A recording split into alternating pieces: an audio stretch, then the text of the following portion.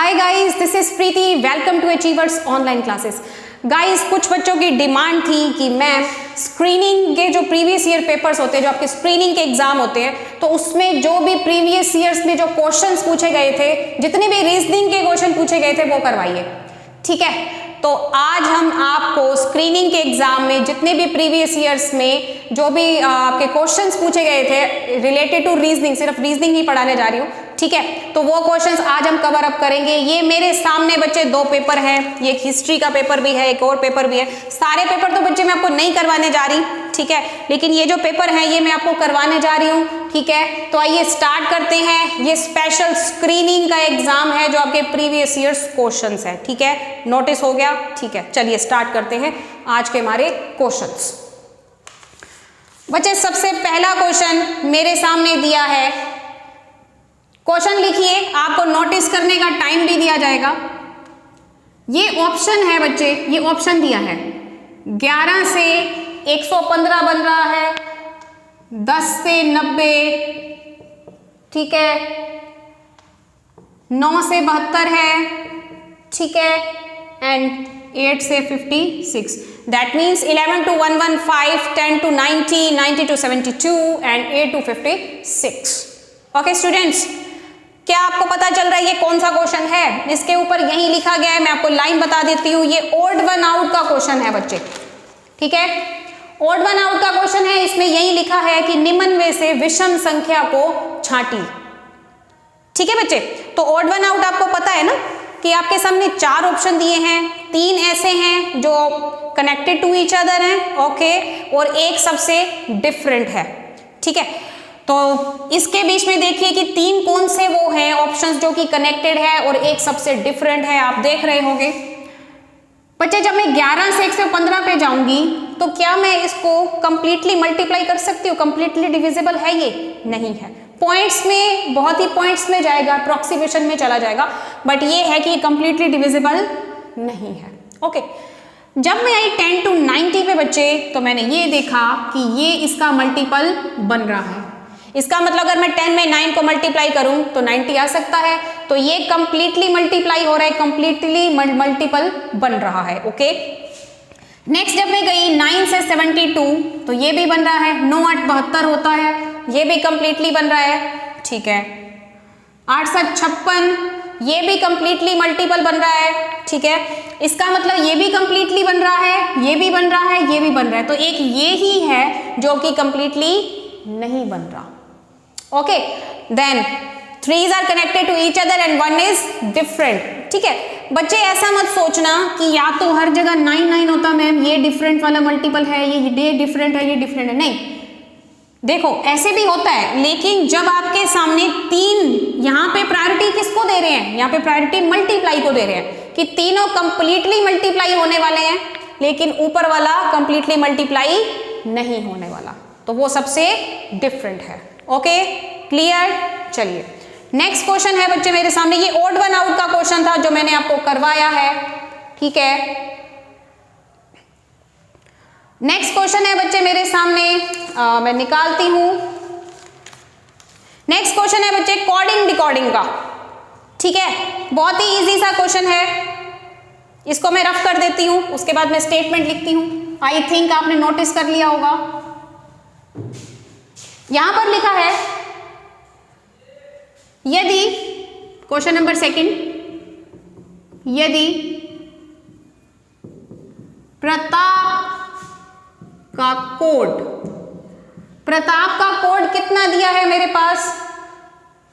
हाँ जी, 16 18 1 20 1 16। ठीक है, ये कोड दिया है इसका मेरे सामने, तो आपको बताना है तो नवीन का कोड क्या होगा। ठीक है बच्चे, जो मैंने आपको कोडिंग डिकोडिंग चैप्टर कराया है उसके बीच में मैंने हाईएस्ट लेवल की कोडिंग डिकोडिंग कराई है। ठीक है, लेकिन ये फिर भी सिंपल सा क्वेश्चन है, कोई प्रॉब्लम नहीं है, आप ध्यान से देख सकते हैं। ठीक है, ये देखो प्रताप का जो बच्चे कोड है वो है 16 18 12 सॉरी 12, 20, 116। ठीक है। कभी बच्चे आपने ये सोचा है कि किसी भी अल्फाबेट से, लेटर से कभी कोई नंबर बनता हो? नहीं बनता, कोई मतलब नहीं है। लेकिन नंबर बच्चे कब बनता है? अगर इनके प्लेस को हम लिखेंगे ना तो नंबर बनेगा। कैसे? इजोटी की ट्रिक आपको मैंने बहुत अच्छे से करवाई है, आपको बताया हुआ है इजोटी की ट्रिक कैसे काम करती है। ओके, आई थिंक मुझे दोबारा बताने की जरूरत नहीं है, इजोटी की ट्रिक आपको पता है। ओके, तो इजोटी के बेस पे आप सबने इनकी नंबरिंग याद की होगी, इनकी प्लेस वैल्यू याद की होगी कि P नंबर 16 है, R नंबर 18 है, A नंबर 1 है, T नंबर 20 है, ये नंबर 1 है और ये नंबर 16 है।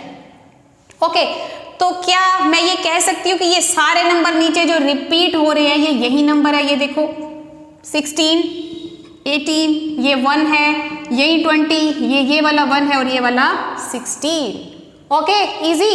उसी तरीके से बच्चे आपको नवीन का कोड बताना है। इसका मतलब इनकी जो प्लेस वैल्यू है ना वही इनके कोड में दी गई है। ओके, तो मुझे किसका कोड निकालना है? नवीन का कोड। ओके, ये क्या नंबर है? 14, 1, 22, 9, 14। ठीक है। कुछ बच्चे एक गड़बड़ भी करते हैं, अगर आपका बच्चे ऊपर क्वेश्चन में आंसर जो है वो नंबर्स में निकल के आ रहा है तो आपने भी आंसर नंबर्स में देना है, उनके अल्फाबेट में कन्वर्ट नहीं करना उनको। इसका मतलब जैसे 14 है, आपने उसको n में कन्वर्ट नहीं करना। ठीक है, देखिए तो इसका आंसर क्या होगा? कुछ इस तरीके से लिखिए कि समझ में ही ना आए। क्या ये कोड वर्ड किसी को समझ में आएगा? नहीं आएगा। ठीक है, लेकिन जब इनको सेपरेट सेपरेट लिखते हैं ना अलग अलग से, फिर समझ में आता है कि ये नंबर 14 है, ये नंबर 1 है, ये 22 है, ये 9 है, ये 14 है। Okay, that's your answer. Please एक स्क्रीनशॉट ले लीजिए, फिर चलते हैं नेक्स्ट क्वेश्चन पे।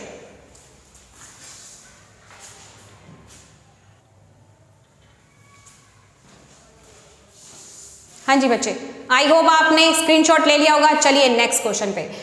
ये क्वेश्चन भी बच्चे कोडिंग डिकोडिंग का है, इस टाइप के क्वेश्चंस मैं आपको करवा चुकी हूं, आई होप आपको पता होगा। चलिए यहां पे लिखा है 851, 851 का अर्थ है अच्छा मीठा फल। बच्चे ये जो इस टाइप के क्वेश्चंस होते हैं ना, ये मतलब एक फालतू सी स्टेटमेंट होती है, बट ये है कि आपको मार्क्स देती है। ओके, ऐसा नहीं है, ठीक है, कुछ भी लिखा है आपको मार्क्स चाहिए इसमें। ओके, मार्क्स ही चाहिए ना।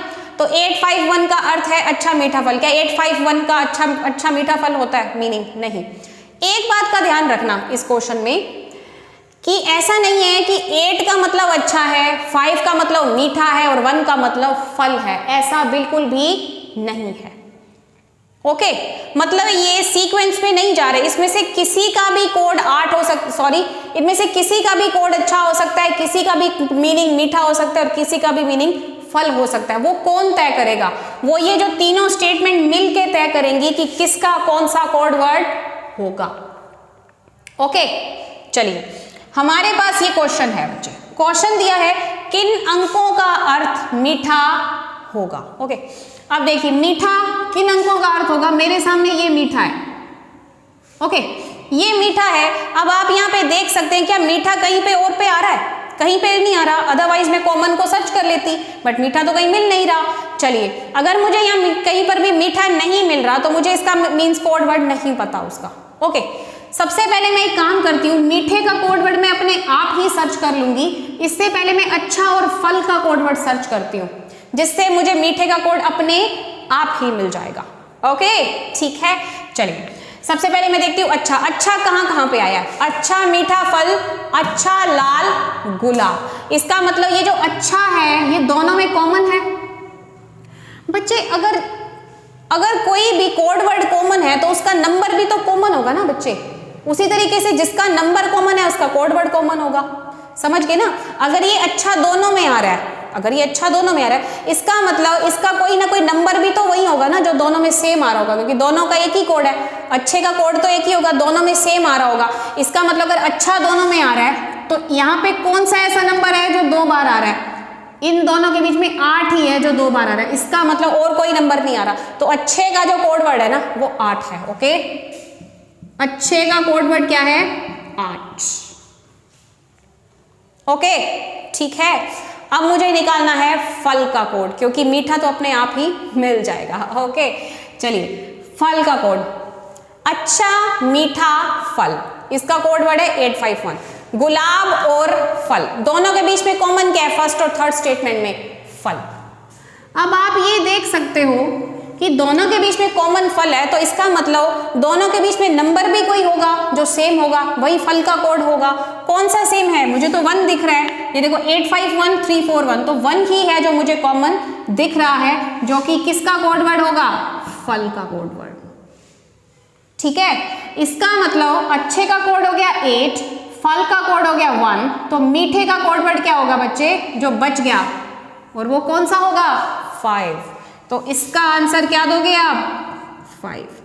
क्योंकि कई बार ऐसा होता है कि जो हमारे पास दिया होता है वो नीचे नहीं होता कॉमन में। मान लो कि यहाँ मीठा लिखा है, कहीं और भी मीठा लिखा होता, मैं कॉमन वर्ड सर्च करके आंसर कर देती, लेकिन मीठा कहीं लिखा ही नहीं है, इस वजह से मैंने अच्छे का भी कोड वर्ड निकालना पड़ा, फल का निकाला तो मीठे का अपने आप ही निकल के आ गया। ठीक है बच्चे, प्लीज, बहुत ही अच्छा सा क्वेश्चन था, प्लीज नोटिस।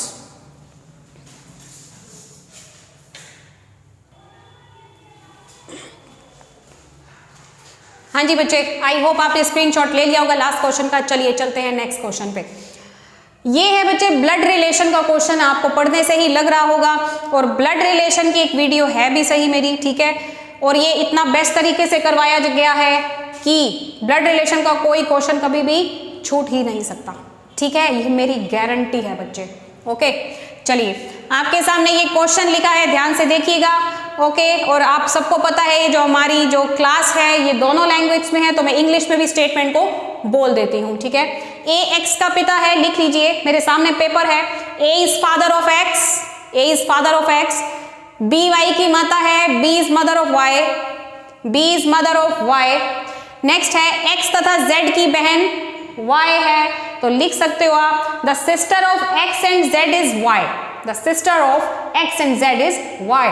ओके, चलिए नेक्स्ट, निम्न में से कौन सा कथन निश्चित रूप से सही नहीं है? Which of the following statement is definitely not true, which of the following statement is definitely not true. एक बात आप यहाँ पे नोटिस कर रहे हैं, डेफिनेटली नॉट ट्रू, निश्चित रूप से, निश्चित रूप का मीनिंग क्या होता है वो आगे जब क्वेश्चंस करोगे ना आपको पता चलेगा। ठीक है, नेक्स्ट है B is the mother of Z, B is the mother of Z, X is the sister of Z, X is the sister of Z, Y is the son of A, Y is the son of A, and B has one daughter, and B has one daughter. That's your question. Okay, let us start the question. A X का पिता है, चलिए मैंने आपको trick करवाई हुई है triangle circle वाली, आपको पता होगा। ए एक्स का पिता है, ठीक है, यहां पर बना देती हूं, ए पिता है किसका? एक्स का। ठीक है, मैंने आपको बताया था जो भी मेल जेंडर होता है उसको ट्रायंगल से रिप्रेजेंट करते हैं और जो फीमेल उसको सर्किल से रिप्रेजेंट करते हैं। और उसके बाद ये भी बताया हुआ है कि जो ए जैसे एक्स का पिता है तो ए बड़ा है एक्स से, पिता है उसका तो ऊपर आएगा और एक्स उसके नीचे आएगा। ठीक है, लेकिन हमें एक्स का जेंडर कंफर्म नहीं है तो एक्स को ऐसे ही रहने दो। ओके, नेक्स्ट लिखा है बी वाई की माता है। क्या मेरे पास यहाँ सॉल्यूशन में बी और वाई के बारे में कुछ लिखा है? नहीं है, अभी छोड़ दो, साइड पे रख दो। ओके, उसके बाद लिखा है एक्स तथा जेड की बहन वाई है, मतलब एक्स और जेड आपस में सिबलिंग्स होंगे तभी तो उनकी बहन वाई है। एक्स और जेड की बहन वाई है, और मैंने आपको हमेशा बताया हुआ है जो भी सिबलिंग्स होते हैं, भाई बहन, भाई भाई या बहन बहन, ये सारे साथ साथ बैठते हैं, इनके बीच में कभी कोई भी साइन नहीं आता। ठीक है, तो x और z की बहन y है, मतलब x और z भी आपस में कुछ लगते होंगे, ब्रदर सिस्टर या कुछ भी लगते होंगे, सिस्टर सिस्टर। ठीक है, ब्रदर ब्रदर। अब लिखा है, अब मेरे पास y की इंफॉर्मेशन आ गई है, देन b y की माता है, तो b माता है y की ऊपर आ जाएगी। ठीक है, अगर a x का पिता है और b y की माता है, इसका मतलब a और b दोनों वाइफ हस्बैंड हो गए। अंडरस्टैंड? ठीक है, चलिए ये हो गई आपकी फिगर कंप्लीट, ये आपकी फिगर कंप्लीट हो गई। अब मुझे करना है क्वेश्चन। ये पूछ रहे हैं निम्न में से कौन सा कथन निश्चित रूप से सही नहीं है। ये आप ऑप्शन सिलेक्ट करने हैं आपको। देखिए, बी जेड की माता है, बताओ बी जेड की माता है?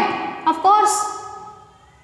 बी वाई की माता है, बी जेड की भी तो माता होगी, क्योंकि वाई क्या है? सिस्टर है जेड की। ओके, तो ये तो बिल्कुल सही जा रहा है। मुझे क्या बताना है कि कौन सा सही नहीं है।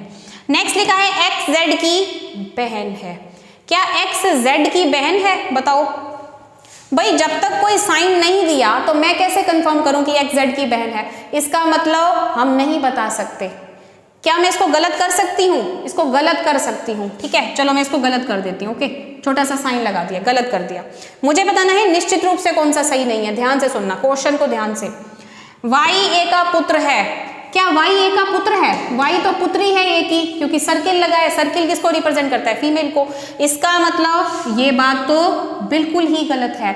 और ये क्या पूछ रहे हैं कि निश्चित रूप से कौन सा सही नहीं है? डेफिनेटली बताना है कि कौन सा मतलब पूरी तरह से सही नहीं हो सकता, ठीक है। नेक्स्ट लिखा है बी की एक पुत्री है। क्या बी की एक ही पुत्री है?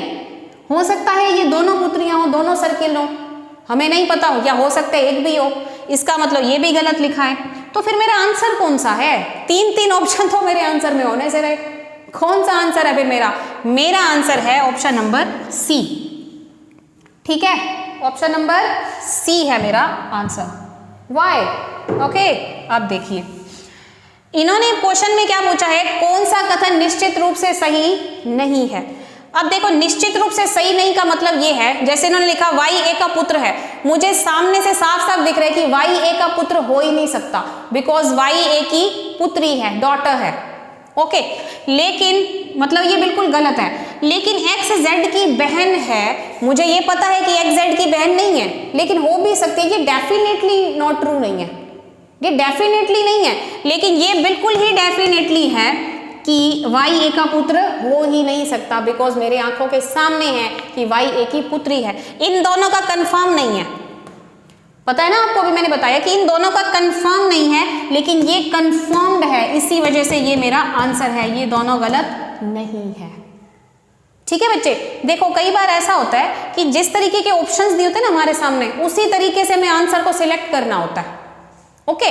मतलब जैसे ऑप्शन दिया, ऐसा तो है नहीं कि ये 4 ऑप्शन दिए तो हमारे सारे ऑप्शंस गलत है, नहीं। हमें ऑप्शंस के बेस पे भी आंसर सिलेक्ट करना आना चाहिए, ओके, ठीक है। तो इन ऑप्शंस में आपको सी ऑप्शंस को आपको करेक्ट करना पड़ेगा, चाहे ये बी और डी भी गलत हो, लेकिन ये डेफिनेटली गलत नहीं है, ये डेफिनेटली गलत है, ओके।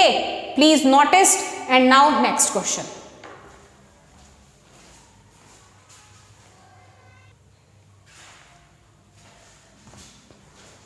हाँ जी बच्चे, तो आपने क्वेश्चन कर लिया होगा नोटिस। चलते हैं हमारे नेक्स्ट क्वेश्चन पे। यहां लिखा है यदि प्राइस को 11, 9, 18, 24, 22, ठीक है, जितना भी लिखा है के रूप में कूटबद्ध किया जाता है, तो हाई को कैसे कूटबद्ध किया जाएगा? ये पेपर है मेरे पास, ठीक है। प्लीज इसको नोटिस कर लीजिए, ट्रांसलेट कर लीजिए इसको इंग्लिश में भी also. If price is coded as 11, 9, 18, 24, 22, then high is coded as. That's your question. Okay. चलिए, आप सबको अभी अच्छे से पता है, जो पिछला क्वेश्चन भी मैंने कोडिंग डिकोडिंग का करवाया, कि जब भी किसी भी अल्फाबेट से नंबर निकल के आते हैं तो इसका मतलब कोई ना कोई उसमें नंबर्स का रोल होता है, ठीक है। और वो इसलिए हमें इसके नंबर्स लिखने बहुत जरूरी होते हैं। 16, 18 इनकी प्लेस वैल्यू है, इजोटी से आपको पता चल चुकी होगी, ठीक है। इसके नीचे लिखा है बच्चे 11, 9, 18, 24, 22 ये लिखा है, ठीक है। आपको कोड वर्ड बताना है हाई का, ठीक है। आपके सामने ये क्वेश्चन है। अब ये देखो, पिछला जो बच्चे हमने क्वेश्चन किया था कोडिंग डिकोडिंग का, उसमें इनकी प्लेस वैल्यू नीचे लिखी हुई थी 16, 18, 9, 3, 5, लेकिन इसमें तो ऐसा कुछ नहीं लिखा। Then what's the problem? हमें नहीं समझ में आ रहा कि इसमें क्या हो रहा है, लेकिन हमें देखना तो पड़ेगा क्योंकि हमें नंबर चाहिए, ओके। चलिए, ये मेरे सामने लिखा है, देखिए मैंने आपको बहुत, मेरी पूरी की पूरी वीडियो भी डली हुई है, आप देख लेना ध्यान से। कई सारे केसेस होते हैं, सीरीज वाली कोडिंग डिकोडिंग भी होती है, ठीक है, प्लस माइनस वाली होती है, अपोजिट लेटर वाली बहुत इंपॉर्टेंट होती है, अपोजिट लेटर। आप सब बच्चों को एक बात पता होगी, जब भी 2 लेटर्स का टोटल 27 आ जाए तो वो एक दूसरे के अपोजिट लेटर्स होते हैं। कैसे? 16 एंड 11 क्या टोटल है? 27 हो सकता है opposite to each other, yes. 18 and 9 total 27 opposite to each other, yes. 9 and 18 opposite to each other, sum is 7. Yes. 3 and 24 opposite to each other, sum is 27. Yes. 5 and 22 sum is 27, then opposite to each other. Yes, of course, yes. Okay, ठीक है भाई, आप लिख सकते हो कि भाई जिन भी दो लेटर्स का टोटल 27 होता है वो एक दूसरे के ऑपोजिट्स होते हैं, ठीक है। बाय द वे कुछ बच्चों को पता होगा कि P का अपोजिट K होता है, R का अपोजिट G होता है, I का अपोजिट R होता है, C का X होता है, E का V होता है। ऐसे याद है ना, तो उनकी नंबरिंग भी याद कर लो, क्योंकि कई बार ऐसा होता है उनकी नंबरिंग लिखी होती है नीचे, ठीक है। हमें लेटर्स ध्यान में होते हैं लेकिन उनकी नंबरिंग लिखी जाती है, उनकी प्लेस वैल्यू वो हमें याद नहीं रहती, तो ये वही नंबर्स हैं। Okay, clear.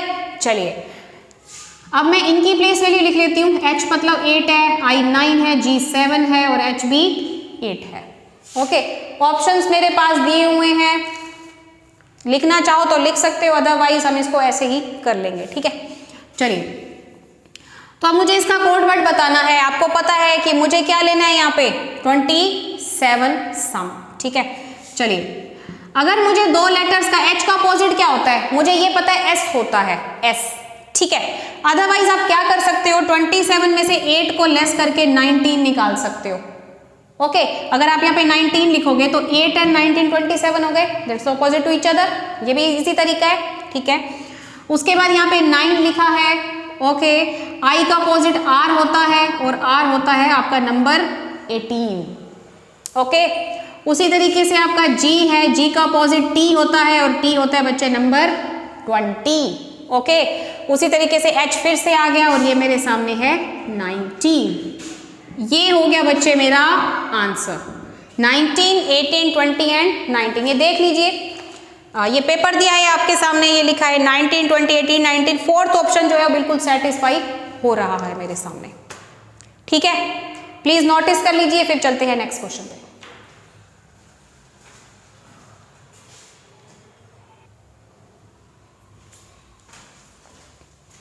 हाँ जी guys, maybe notice last question. चलिए नेक्स्ट पे चलते हैं। कुछ अक्षरों के समूह दिए गए हैं, ओके, इनमें से हर एक अक्षर को एक कूट अंक दिया गया है। ओके, इन अक्षरों को इस तरीके से व्यवस्थित करें कि उससे एक अर्थपूर्ण शब्द बन जाए। बच्चे, अर्थपूर्ण शब्द क्या होता है, मीनिंगफुल वर्ड्स, जिसका कुछ मीनिंग निकलता है हमारी डिक्शनरी के बीच में। ओके, और उससे उपलब्ध कूट को दिए हुए विकल्पों में से दर्शाइए। ये आपके सामने ऑप्शंस दिए हैं तो आपको बताना है। प्लीज मैं इसको इंग्लिश में ट्रांसलेट कर रही हूं, लिख लीजिएगा। क्वेश्चन लिखिए, a group of alphabets are given with each being assigned a numerical code. These have to be unscrambled UNSCRAMBLED। Okay, किसी को कुछ समझ में ना आए, थोड़ा सा वीडियो को बैक करके भी देख सकते हो आप, ठीक है। Unscrambled into a meaningful word, and the correct code so obtained may be indicated from the given responses. Okay, समझ में आ गया आपके सामने अब ये दिया है, ठीक है। ये देखिए, मतलब R का कोड वर्ड 1 दिया है, A का 2 दिया है, H का 3, K का 4, S का 5, ठीक है। अब आपके सामने ये ऑप्शंस दिए हैं बच्चे, आपको इन ऑप्शंस में से देख के ये बताना है, सारे ऑप्शन ट्राई करने हैं आपको, ठीक है। आपको ट्राई करके ये बताना है कि अगर मैं इसको, इस वाली जो स्पेलिंग लिखी है, जो लेटर्स है, अगर मैं इसको इन नंबर्स के अकॉर्डिंग अरेंज करूं तो कौन सा ऐसा मीनिंगफुल वर्ड बन सकता है। ओके, चलिए स्टार्ट करते हैं। R का नंबर 1, A का 2, H का 3, K का 4, S का 5, ये आपको क्लियर है। चलिए पहला मैं A ऑप्शन बनाती हूँ 5, मतलब पहले मैं रखती हूँ S को नंबर 5, फिर रखती हूँ 1 मतलब R को, फिर रखती हूँ 2 मतलब A को, ठीक है, फिर मैं 3 मतलब H को रखती हूँ, उसके बाद 4 मतलब K को रखती हूँ, ठीक है। क्या इसका कोई मीनिंग है, कोई मीनिंगफुल वर्ड बन रहा हो तो बताओ। नहीं, कोई भी मीनिंग नहीं बन रहा, दैट मीन्स ये रॉन्ग है।